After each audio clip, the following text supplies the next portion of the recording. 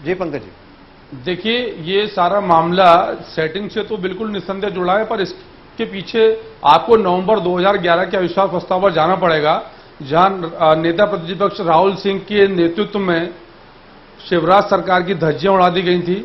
उनके मंत्री और खुद मुख्यमंत्री से एक भी सवाल का जवाब देते नहीं बना था। आप उनसे उत्तर की बात कर रहे थे तो पूरब की तरफ जा रहे थे, पूरब की बात कर रहे थे तो दक्षिण की तरफ जा रहे थे। तो भाजपा की सरकार और शिवराज सिंह चौहान मुख्यमंत्री भयभीत थे कि यदि कांग्रेस इस बार फिर पूरी तैयारी के साथ अविश्वास प्रस्ताव लेकर आई तो उसके लिए क्या विकल्प किया जाए। और उनको जब कोई रास्ता नहीं दिखा तो उन्होंने साम दाम दंड भेद की नीति का उपयोग करते हुए चौधरी राकेश सिंह को प्रलोभन दिया, सेटिंग करी, या जो भी कुछ किया। ये शिवराज सिंह चौहान, प्रभात झा और चौधरी राकेश सिंह तीन लोग जानते हैं कि वस्तुस्थिति में हुआ क्या। पर कांग्रेस के अविश्वास प्रस्ताव के डर से बीजेपी इस स्तर पर उतर आई कि अविश्वास का सामना करने के स्थान पर इस तरीके का काम किया। और सरकार का षड्यंत्र और पूरी सेटिंग, पूरी स्क्रिप्ट कल ही जब समझ में आ गई थी, जिस समय सरकार ने आनंद फानंद में 20 विधेयक बिना किसी चर्चा के विधानसभा की कार्रवाई 5 बजे से अधिक चला के निपटाए। और ये स्पष्ट था सबको कि आज 11 तारीख को विधानसभा को स्थगित कर दिया जाएगा। ये दिन इस पंकज जी, यहां पर मैं आपसे एक सवाल ये पूछना चाहता हूं। आप अविश्वास प्रस्ताव की बातचीत कर रहे हैं, मैं उसी पर आता हूं। मैं भी वर्तमान अविश्वास प्रस्ताव पर आता हूं।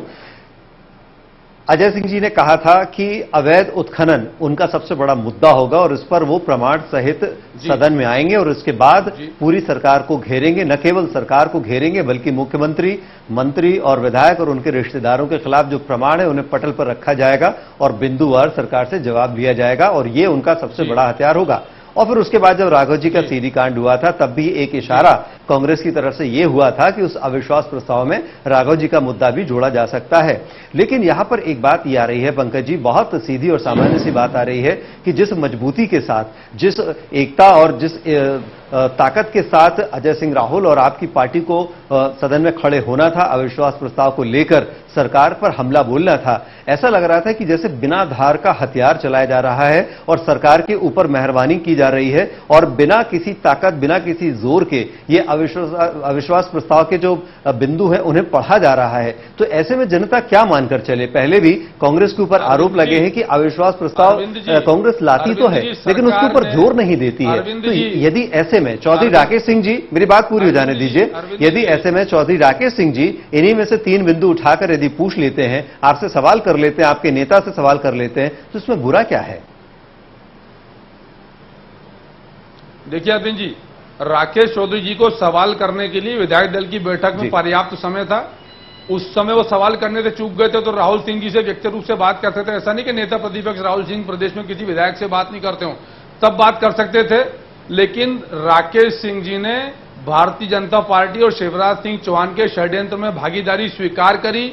उसके पीछे प्रलोभन है, डर है, दबाव है, भय है, ये ईश्वर जानता है, वो भगवान राम जानते हैं, जिसके नाम की दुहाई भारतीय जनता पार्टी देती है।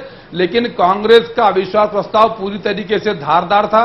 कांग्रेस पूर्ण रूप से तैयार थी और इससे भयभीत होकर भारतीय जनता पार्टी ने षड्यंत्र कर अविश्वास प्रस्ताव पर चर्चा से पलायन करने के लिए षड्यंत्र रचा और आज समय से पूर्व विधानसभा स्थगित कर दी। पंकज जी, जो विधानसभा पंकज जी, सरकार के भयभीत होने का सवाल ही नहीं उठता। पंकज जी, सरकार के भयभीत होने का सवाल नहीं उठता है क्योंकि उनके पास बहुमत है। बहुमत है, परिणाम सबको मालूम थे अविश्वास प्रस्ताव के कि वो तो गिरेगा ही। लेकिन जो सशक्त विपक्ष की भूमिका के लिए जनता ने आपको आदेश दिया था, आपकी पार्टी ने उस आदेश को ठीक ढंग से पारित नहीं किया। किस आदेश की बात कर रहे हैं आप राकेश जी? अरविंद जी, किस आदेश की बात कर रहे हैं? मैं आप ही से पूछ रहा हूं, पंकज जी मैं आपसे पूछ रहा हूं कि आपको जनता ने विपक्ष में बैठने का आदेश दिया था और सशक्त विपक्ष की भूमिका निभाने का जनादेश दिया था।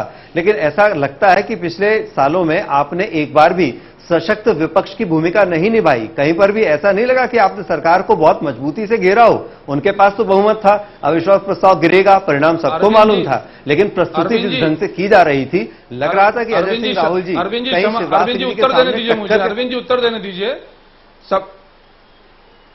अरविंद जी मुझे उत्तर दे देने दीजिए। सबसे पहले तो मैं क्षमापूर्वक बोलना चाहूंगा कि ये आपका आत्म आकलन है, इससे कांग्रेस पार्टी और हम सहमत नहीं है। स्वर्गीय जमुना देवी जी और उसके बाद राहुल सिंह जी, ये नेता प्रतिपक्ष